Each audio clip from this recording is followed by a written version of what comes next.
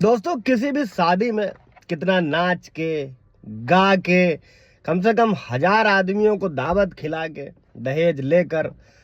देकर तमाम गिफ्टों का भी लेन देन होता है दोनों पक्षों के बीच में, लड़की वालों की तरफ से भी लड़के वालों की भी तरफ से। अब चूंकि दहेज लेना और देना ये दोनों ही अपराध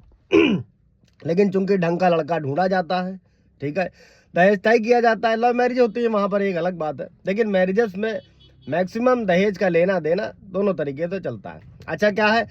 कहानी ठीक चल रही है, हस्बैंड वाइफ में सब कुछ ठीक चल रहा है, कोई बात नहीं, सो फार गुड। दिक्कत कहां पर आती है, जब पति या पत्नी दोनों में से कोई भी एक दूसरे पर क्रुएल्टी करता है। क्रुएल्टी मतलब मेंटली करे या फिर फिजिकली करे या फिर किसी और तरीके से करे कभी कभी दोनों पक्ष करते हैं। ऐसे मामलों में क्या होता है, लोग आपसी सहमति से तलाक लेकर आगे बढ़ जाते हैं। फंसता कहां पर है, या मान लीजिए वाइफ सिर्फ हस्बैंड को परेशान कर रही है या फिर हस्बैंड सिर्फ वाइफ को परेशान कर रहा है। कभी कभी दहेज के लिए परेशान किया जाता है, कभी कभी सास ससुर का बहुत बड़ा रोल होता है, लड़कियों की माओ का भी बहुत बड़ा रोल होता है, यानी कि जो बहू बनकर घर में आती हैं। पूरा दिन फोन तो आजकल है, ये सुविधा अवेलेबल है, लोग अपनी माँ से बतिया रहे हैं और लड़की की माँ के हिसाब से ससुराल में घर चल रहा होता है।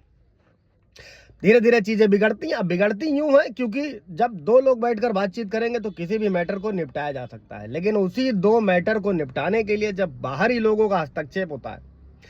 देखिए कभी भी डाइवोर्स का मैटर हो, मेंटेनेंस का मैटर हो, तलाक का मैटर हो,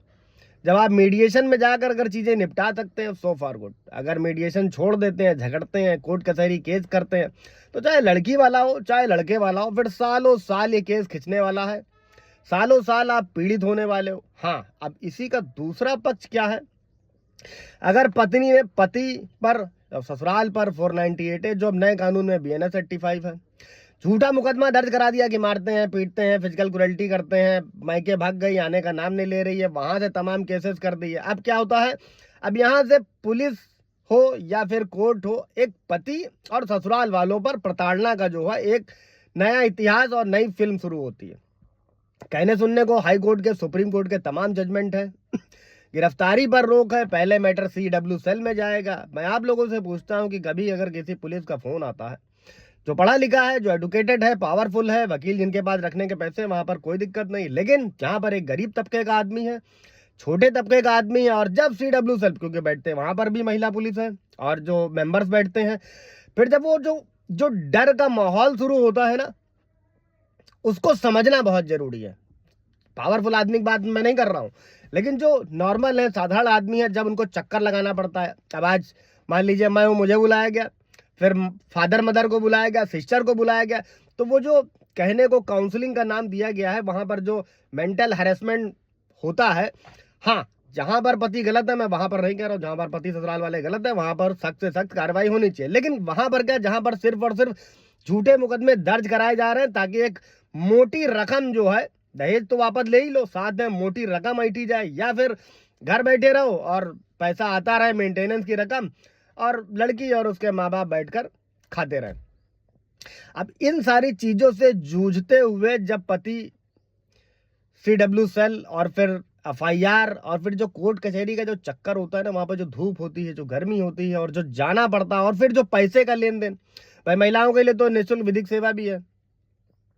कर लिया तो कर लिया, नहीं तो वहां से मिल जाएगा। आदमियों का क्या है, लड़कों का, उस तबके का क्या होगा जहां पर वो उन जजमेंट से वाकिफ नहीं है, उन तरीकों से वाकिफ नहीं है, उन कानूनों से वाकिफ नहीं है। जैसे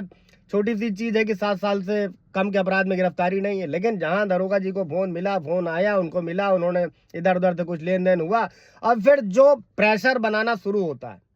इसीलिए मैं दोस्तों आप लोगों को हमेशा एक चीज रिपीट करता हूं,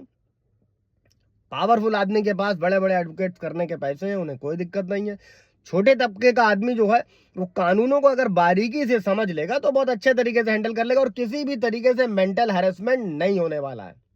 हाँ, डर के जीना पड़े, डर के जीना ये एक अलग बात है। देखिए, अब डर से अगर अब अगर कुछ हो गया है ऐसा, अगर लेडी फंस गई है या आपके खिलाफ मुकदमा हो गया है, तो अब डर को किनारे करके उसको फाइट करना, सबसे पहले मीडिएशन करके अगर चीजें खत्म हो जाए। लेकिन मीडिएशन तब बिल्कुल नहीं करना है जहां पर जबरन दबाव बनाकर कराया जा रहा हो कि भैया ऐसा है, ये कर लो, तो ये कर लो, तो पता चला आप गए अपना घर बार बेच के, ठीक है, करा लियो। एक गलतफहमी ये भी है कि हमारे पास मान लीजिए कोई प्रॉपर्टी है,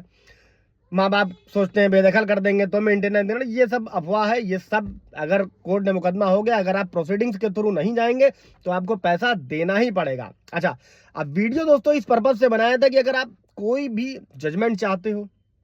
कोई भी सलाह है, कोई भी मशवरा है, तो आप कमेंट कर सकते हो। आपको उचित वाजिब जो है लीगल गाइडेंस मिल जाएगी दोस्तों, ताकि आपका डर खत्म हो सके और आप अपने मुकदमे को फाइट कर सकें।